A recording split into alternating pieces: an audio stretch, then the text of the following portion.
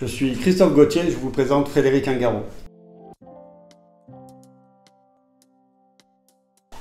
Christophe, quelle était la situation, le contexte qui te causait le plus de soucis en tant que manager? Alors moi, en tant que manager, c'était les retards en réunion. Je vivais ça comme de l'irrespect, ça me mettait en colère et j'étais capable de réprimander les gens devant les autres comme des enfants. C'était une horreur, une horreur. Et toi, Fred? Moi, c'était tout ce qui concernait l'atteinte des objectifs, le respect des délais, les tâches de plus en plus nombreuses à réaliser. Je sentais vraiment que ça créait de la tension, du stress, de l'énervement au sein des équipes et que les gens avaient du mal à gérer ces situations. Vous aussi, certainement, vous vivez au sein de vos organisations des situations qui peuvent générer de la colère, de la peur, voire de la tristesse pour vous-même ou les autres. On voit bien d'ailleurs, Frédéric, que ces situations génèrent des émotions difficiles à gérer, à la fois pour soi, mais aussi pour les autres.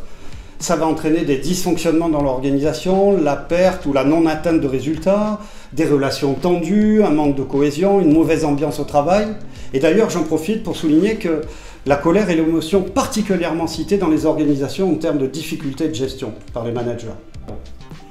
Tout comme vous, nous avons été managers et maintenant, depuis de nombreuses années, nous nous formons aux sciences affectives et comportementales, sujet qui nous passionne.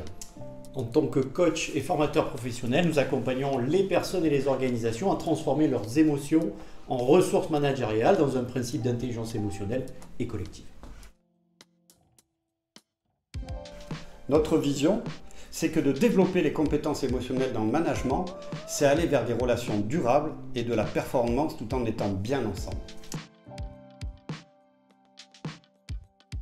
Notre ambition, c'est d'accompagner le plus grand nombre de managers à être intelligents et agiles avec leurs émotions, sujet qui peut paraître encore tabou dans les entreprises. Et cela par une approche vraiment pratico-pratique, facile à mettre en œuvre.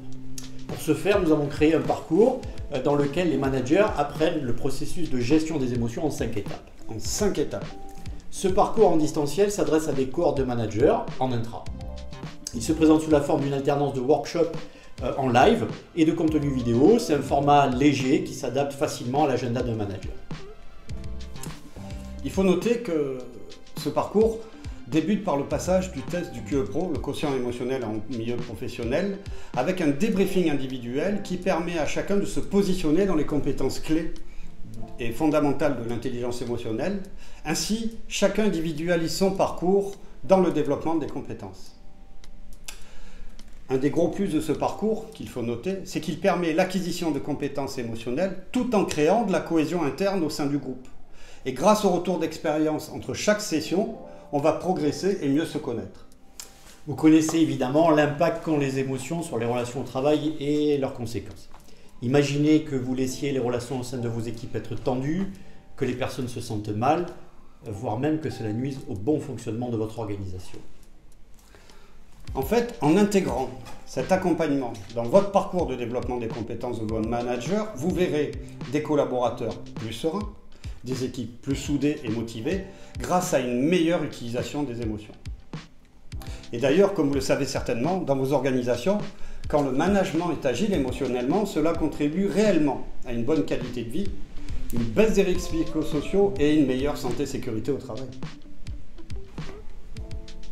Alors, curieux d'en savoir plus, on en parle?